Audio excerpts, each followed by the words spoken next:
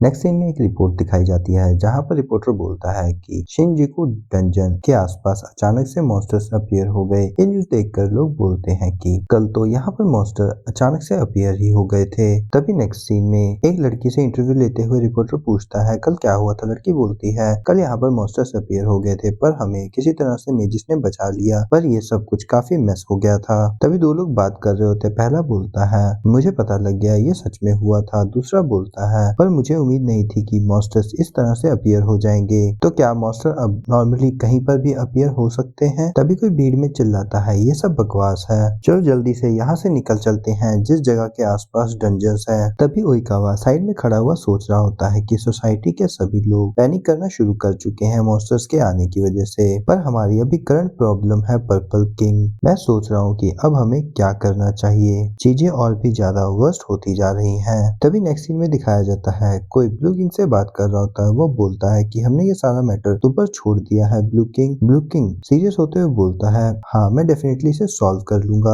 तभी scene ICU का आ जाता है। आईसीयू के बाहर रे बैठा हुआ होता है। आईचन उससे धीरे से बोलती है रे, और रे बैठा हुआ सोच रहा होता है कि ये मेरा फॉल्ट है क्योंकि मैं काय को नहीं रोक पाया। ये सब कुछ मेरी वजह से हुआ है। गुरुहासी को चोट लगना, मुझे काय को रोकना चाहिए था। तभी वहाँ पर आईचन आ जाती है और बोलती है रे हमें ब्लू किंग ने बुलाया है, हमें यहाँ से जाना होगा। तभी सभी लोग ब्लू किंग के कमरे में होते हैं और ब्लू किंग बोलता है ये सिचुएशन काफी ज्यादा क्रिटिकल है। भले ही हम लोगों ने मैनेज कर लिया है मॉन्स्टर आउटरीच को, पर हम पर्पल किंग यानी कि काय को ऐसे ही फ्री नहीं घूमने दे सकते। येशिरो बोलता है उसका ट्रांसफॉर्मेशन बिल्कुल भी नेचुरल नहीं था। अजुमा भी बोलता है गुरुहासी के अलावा सिविलियंस भी काफी ज्यादा इंजर्ड हुए हैं। शिरोई पूछती है तो अब हमें असल में करना क्या है, और ब्लू किंग बताता है कि मैंने इसके बारे में प्राइमरी कलर किंग से बात करी थी। ये सुनकर आइचन हैरान हो जाती है क्या प्राइमरी कलर किंग्स? उन्होंने बताती है ये वो लोग हैं जिन्हें इमरजेंसी सिचुएशन में हम लोग कॉल करते हैं, और सोचती है कि इस इंसिडेंट के अंदर एक किंग इन्वॉल्व है जो कि बेजर्क हो गया था,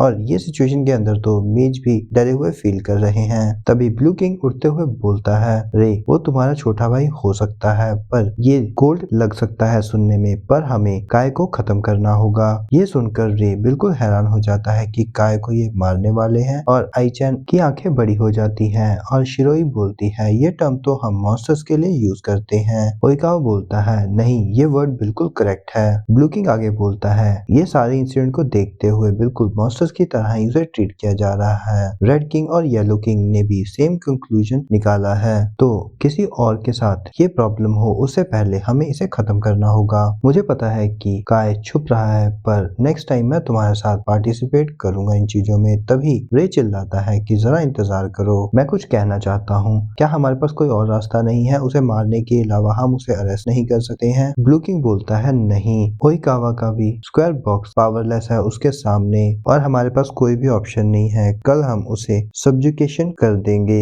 और ये पहले ही डिसाइड हो चुका है। ये सुनकर काय बिल्कुल शॉक में चला जाता है और उसकी आंखें बड़ी हो जाती हैं, और ये सोचता है कि काय में कुछ बुरी आदतें हैं, वो लोगों को नीची नजरों से देखता है, पर मैं उसे बचपन से जानता हूँ उसमें कुछ अच्छी चीजें भी हैं, पर अगर इनका कोई भी ओपिनियन नहीं है तो। तभी ओइकावा साइड में देखते हुए स्माइल के साथ बोलता है कि हॉस्पिटल ने मुझसे कांटेक्ट किया था, कुरोहासी की कॉन्शियसनेस वापस आ चुकी है। ये सुनकर रेस और सभी लोग स्माइल करना शुरू कर देते हैं। ओइकावा आगे बोलता है कि उसने तुम्हारे लिए रे एक मैसेज छोड़ा है, मेरी चिंता मत करो और अपने भाई की कुछ सेंसेस को खराब कर दो जिससे ये एंड हो जाएगा। तभी रे अपनी मुट्ठी बंद करते हुए सोचता है कि कुरोहासी ऐसा बोल रहा है तो मैं ऐसे गिव अप नहीं कर सकता क्योंकि काय मेरा छोटा भाई है। तभी रे ब्लू किंग के पास जाते हुए बोलता है क्या मैं आपसे एक रिक्वेस्ट कर सकता हूँ, क्या आप मुझे एक चांस दे सकते हैं? मैं जानता हूँ कि अभी काय डेंजरस है, पर मैं जानता हूँ कि काय कल सफरिंग में था जब मैंने उसे बुलाया था, और चिल्लाते हुए बोलता है कि मुझे यकीन है कि यहाँ पर एक पॉसिबिलिटी है, तो मुझे एक बार करने दीजिए। तभी ब्लू किंग बोलता है सब्जुगेशन काय का कल शाम को शुरू होगा